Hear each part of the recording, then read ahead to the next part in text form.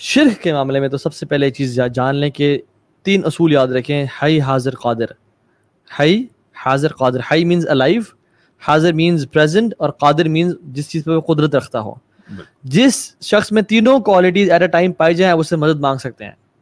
فضل میں کہتا ہوں یار ابو سعد کا مجھے پانی پکڑا دیں, وہ کیا ابو سعد حی ہے؟ ہاں حی ہے. حاضر ہے؟ یس حاضر ہے. اور قادر ہے مجھے پانی دینے پہ؟ یس قادر بھی ہے.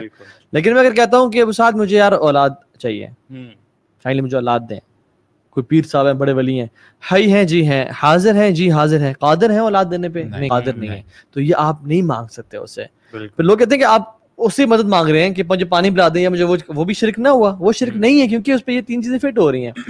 کوئی بابا جی قبر میں ہیں, بے شک وہ اللہ کے ولی ہیں, حی ہیں حی نہیں ہے, حاضر ہے حاضر بھی نہیں اپنی قبر میں موجود ہیں, اور قادر تو بالکل بھی نہیں. شرک میں نا 2 کیٹیگریز ہیں, ایک شرک اکبر ہے اور شرک اصغر بھی ہے, یعنی سپرسٹیشنز, اللہ کی تقدیر پہ راضی نہ ہونا. ٹھیک ہے. اور ایون شرک تو اتنا بری چیز ہے, یعنی ہر radar should be very much sensitive regarding شرک. صحیح بات ہے. ہمارا ریڈار اپنے بارے میں بڑا سینسٹیو ہوتا ہے کہ اس نے مجھے فلاں ٹانٹ نہ کیا ہو, اس نے کوئی بات کی تھی وہ شاید میرے بارے میں نہ ہو, یا اس نے مجھے تنگ کیا یا مجھے وہ بات. لیکن شرک کے بارے میں ہمارا بالکل سینسٹیو نہیں ہوتا. اور شرک کے بارے میں there is no nonsense policy, no nonsense policy at all. شرک کے بارے میں اللہ کے نبی کو اللہ تعالیٰ کہہ رہے ہیں لئن اشرکت لیحبطن عملک.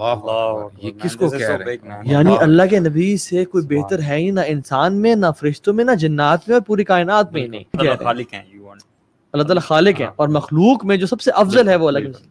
اللہ تعالیٰ کہیں اگر آپ نے بھی شرک کیا نا, لئن اشرکت لیحبطن عملک, ہم آپ کے تمام اعمال برباد کر دیں گے.